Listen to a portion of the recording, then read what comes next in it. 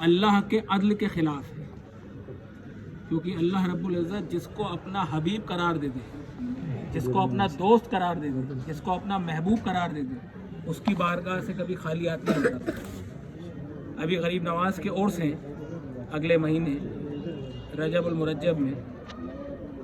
जितनी भी बारगाहें हैं, जितनी भी दरगाहें हैं, वहाँ पर जब उर्स होता है जिस दिन, उस दिन एक दिन गुस्ल होता है। ये सब जगह का निज़ाम है। लेकिन वाहिद गरीब नवाज का दरबार एक ऐसी बारगाह है कि जहाँ पर 6 दिन गुस्ल होते हैं। चांद रात से लेके छठी शब तक 6 गुस्ल दिए जाते हैं। तो उसकी एक मसलहत है। हुजूर सरकार गरीब नवाज का जो आस्ताना है वो आपका हुजरा हुआ करता था आज से 850 साल तक, जब ज़ाहिरा तौर पे आप इस दुनिया फ़ानी में तशरीफ़ फरमा थे। तो आप गरीब नवाज का जो आखिरी वक्त गुजरा है बशरी हालत में, क्योंकि जितने भी वली औलिया है अल्लाह रब्बुल इज़्ज़त ने सबको बशरी हालत में भेजा, और जो आया है उसको जाना है, हर नफ्स को मौत का मज़ा चखना है। तो गरीब नवाज अपने आखिरी वक्त में एतिकाफ़ में रहा करते थे। और जिस तरह से हमारा रोज़ा होता है ना, आपका और हमारा, सुबह सहरी करते हैं, शाम को इफ्तार कर लेते हैं, गरीब नवाज का रोज़ा 1 हफ़्ते का हुआ करता था। हफ्ते में 1 मरतबा आप जौ का दलिया नौश फरमाते थे, और हफ्ते में 1 मरतबा आप आस्ताना खुलता था आपका और आवाम से गुफ्तगू होती थी आपके आखिरी वक्त में। अब जब वो वक्त आया कि हुजूर सरकार गरीब नवाज ने अपने मालिक हकीकी के बुलावे पर लब्बैक कहा और नूर अपने नूर से जा मिला, तो 6 दिन तक तो आस्ताना बंद था। किसकी मजाल गरीब नवाज की बारगाह में गरीब नवाज का हुजरा बगैर मर्जी के खोल दे। लेकिन जब वो वक्त आया कि आस्ताना खुलना था और नहीं खुला, तो हमारे दादा हज़रत ख्वाजा सैयद फ़खरुद्दीन गर्देज़ी रहमतुल्लाह अलैह, जो गरीब नवाज के साथ यहाँ तशरीफ़ लाए थे, जिनका रोज़ा गरीब नवाज के आस्ताने में ही है, आपको हुक्म हुआ कि आस्ताना खोलो। जब दादा हज़रत ने, हज़रत ख्वाजा फ़खरुद्दीन गर्देज़ी रहमतुल्लाह अलैह ने जब आस्ताना खोला, हुजरा खोला, तो आप क्या देखते हैं कि गरीब नवाज के जिस्म मुबारक पे पहले से ही गुस्ल दिया। जब आप नज़दीक गए तो आपकी पेशानी पे सुनहरी हरफों से कुछ लिखा हुआ था, कुछ चमक रहा था। जब आप नज़दीक गए तो आपने पढ़ा कि अल्लाह की जानिब से, अल्लाह की तरफ से गरीब नवाज की पेशानी पे लिख दिया गया था, खंदा कर दिया गया था, हाज़ा हबीब अल्लाह मा ताफ़िहुबुल्लाह, ए अल्लाह के सच्चे दोस्त, अल्लाह के हबीब, अल्लाह की राह में फ़ना हो। तो जिसको अल्लाह रब्बुल इज़्ज़त अपना हबीब करार दे दे, उसकी बारगाह से खाली हाथ कभी नहीं लौटाता है। देने वाली ज़ात बेशक अल्लाह की है, हाथ मोइनुद्दीन के, ख़जाना उसका है, हाथ इनके। जिसको चाहे जो चाहे वो अता कर दे। जो नसीब में है वो तो घर बैठे मिलना ही है, उसको मांगने की ज़रूरत नहीं है। जब अल्लाह रब्बुल इज़्ज़त किसी को इस दुनिया में भेजता है, जब कोई बच्चा पैदा होता है, तो उसकी पहली सांस से लेके उसकी आखिरी सांस तक का रिज़्क़ अल्लाह रब्बुल इज़्ज़त उसके नसीब में लिख देता है। क्या होना है उसके नसीब में, क्या नहीं होना है, सब लिख देता है। तो जो नसीब में है वो तो आप 100 तालों में बंद हो जाओ तब भी मिलना है, उसको मांगने की क्या ज़रूरत है।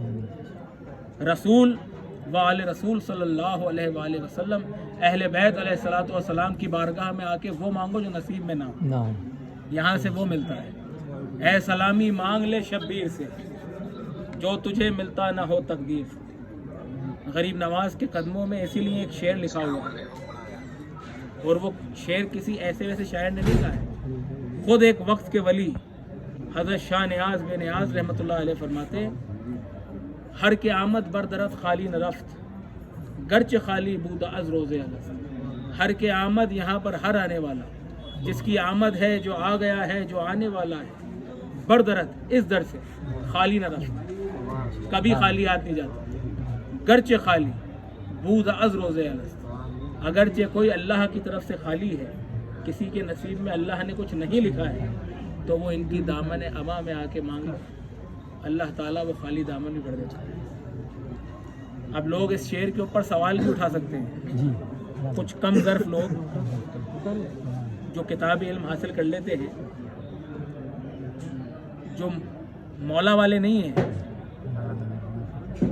جو مولوی والے ہیں. یہ بھی بہت اچھا الفاظ ہے، مولوی تو بہت اچھا الفاظ ہے، لیکن ایک ظاہرہ طور پہ جو لوگوں نے ماحول بنا رکھا ہے، فتنہ پیدا کر رکھا ہے، روز صبح اٹھ کے فتوے دے دیتے ہیں. تو اس شعر کے اوپر بھی سوال ہو سکتا ہے کہ بھائی جو اللہ کی طرف سے خالی ہے وہ یہاں پر آ کے کیسے مل جائے گا؟ اس کی بھی اللہ نے ایک مثال رکھی ہے. ایک نہیں، کافی مثالیں، لیکن ایک مثال میں دیتا ہوں. موسیٰ علیہ السلام، موسیٰ نبی، موسیٰ کلیم اللہ. آپ کوہ طور کے پہاڑ پہ اللہ سے ہم کلام ہوا کرتے تھے، بات کیا کرتے تھے. آپ کے پاس میں ایک عورت آئی بڑی پریشان، آپ سے آ کے کہتی ہے کہ موسیٰ، میں نے سنا ہے کہ آپ اللہ سے بات کرتے ہیں، اللہ سے گفتگو کرتے ہیں. میرے نصیب میں اولاد ہے یا نہیں ہے، یہ مجھے اللہ سے پوچھ کے بتا دیں، کیونکہ میں نے سب کچھ کیا. اب میرے خاندان والے، میرے سسرال والے مجھے تانے دیتے ہیں، میں بہت پریشان ہوں، میں بہت دعائیں مانگتی ہوں. تو مجھے یہ اللہ سے پوچھ کے بتاؤ کہ میرے نصیب میں اولاد ہے بھی یا نہیں. اگر ہے تو میں امید رکھوں، اور نہیں تو مجھے معلوم چل جائے. موسیٰ نبی کوہ طور کے پہاڑ پہ گئے، اللہ سے ہم کلام ہوئے، پوچھا کہ فلاں فلاں ایک عورت ہے، اس کے نصیب میں الہ العالمین تو نے اولاد لکھی ہے یا نہیں لکھی؟ اللہ فرماتا ہے کہ ہم نے اس کے نصیب میں اولاد نہیں لکھی. آپ کوہ طور کے پہاڑ سے نیچے آئے، آپ نے اس عورت کو بتایا کہ تیرے نصیب میں اللہ نے اولاد نہیں لکھی. بڑی مایوس ہو گئی، مایوس ہو کے جانے لگی. راستے میں ایک فقیر بیٹھا تھا، عبادت میں مشغول تھا. جیسی اس نے، اس فقیر نے اس عورت کو دیکھا، کہا بیٹا کیا بات ہے، اتنی پریشان کیوں ہے؟ کہا کہ بابا میرے نصیب میں اولاد نہیں. فقیر مسکرایا اور کہا پریشان کیوں ہوتی ہے، جا تجھے ایک کی جگہ دو بیٹے دی. ابھی تو اللہ نے منع کیا ہے، جو خالق ہے، مالک ہے، اس نے منع کیا ہے کہ اولاد نہیں لکھی ہے. فقیر کہہ رہا ہے تجھے ایک کی جگہ دو بیٹے دی. بہرحال اس کی اولاد ہو گئی. کچھ عرصے بعد موسیٰ علیہ السلام ایک قصبے سے گزر رہے تھے، تو اسی عورت کے سامنے موسیٰ علیہ السلام سامنا ہو گیا.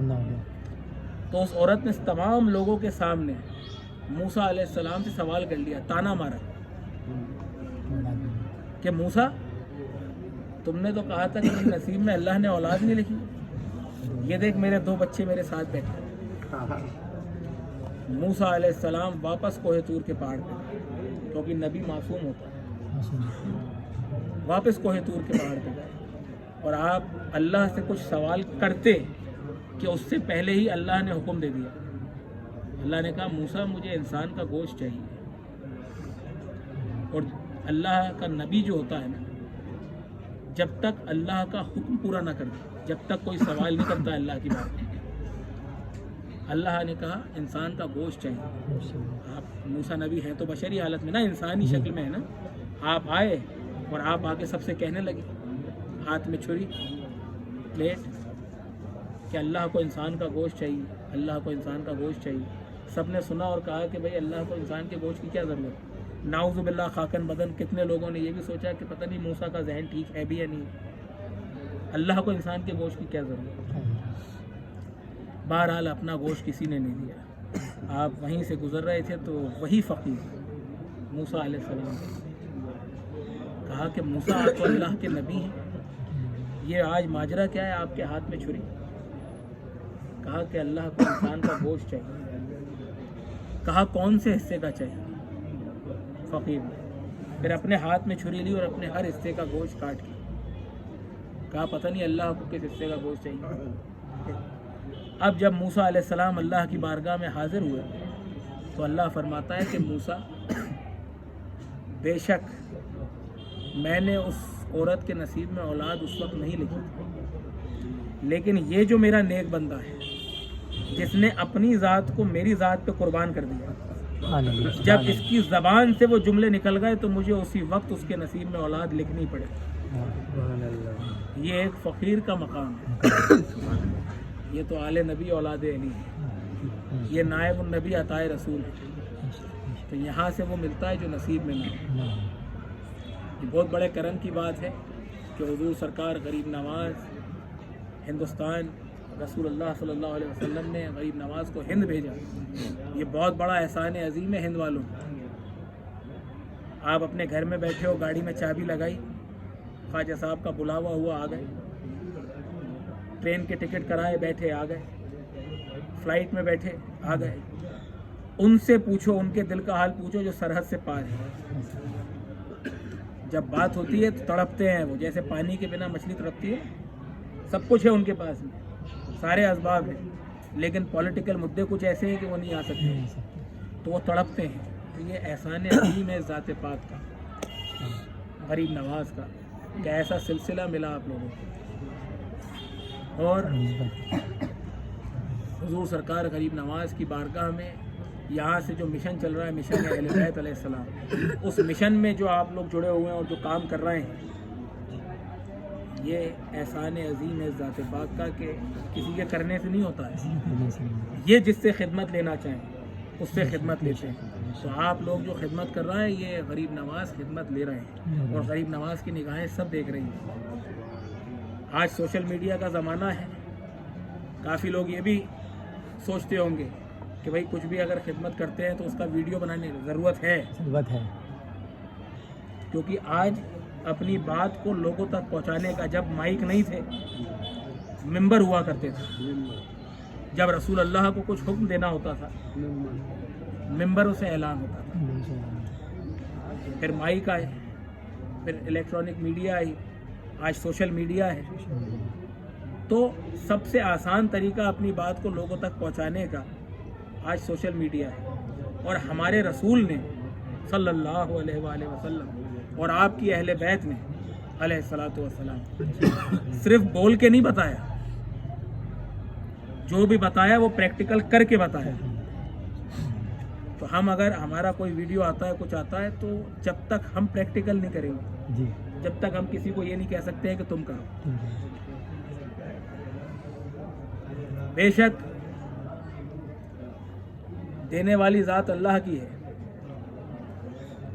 سب کچھ اللہ دیتا ہے, مدد بھی اللہ کرتا ہے. کہتے ہیں نا اللہ سے مدد مانگو, اللہ سے مدد مانگتے ہیں. لیکن اللہ تو یہ کہہ رہا ہے کہ نہ میں ہاتھ رکھتا ہوں نہ پیر رکھتا ہوں. اللہ تو ایک نور ہے. تو اللہ مدد کیسے کرتا ہے؟